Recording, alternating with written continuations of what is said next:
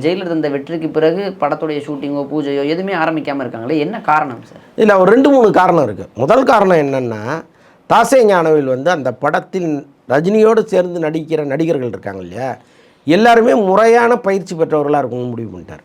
இந்த கூட்டத்தில் நிற்கிற ஒருத்தர் கூட கூத்துப்பட்டறையில் பயிற்சி பெற்றவராக இருக்கணுங்கிற ஒரு முடிவை எடுத்து வெறும் கூத்துப்பட்டறை நடிகர்களை தான் இதுக்குள்ளே கொண்டு வராங்க. அதுக்கு என்ன காரணம் அப்படின்னா, 35 நாள் தான் டேட்டு கொடுத்துருக்காரு ரஜினி. இப்போ அவரை வச்சுக்கிட்டு நீங்கள் டேக் மேலே டேக் எடுத்துக்கிட்டு இருந்தாங்கன்னு வைங்க, அது அவருக்கும் நிற்க முடியாது, அவருடைய ஏஜ் ஒன்று இருக்குது.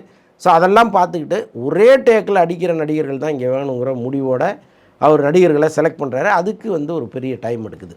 ஏன்னா படத்தில் ஒரு ஒரு 50 கேரக்டர் கிராஸ் ஆகுதுன்னு வைங்க, 50 பேரை இவங்க செலக்ட் பண்ணணும். அப்போ எத்தனை பேர் இன்டர்வியூக்கு வருவாங்க, அப்போ அவங்களுக்கு எவ்வளோ பயிற்சிகளை கொடுக்கணும். ஸோ அவ்வளோ நாட்கள் தேவைப்படுது. ஸோ அது ஒன்று.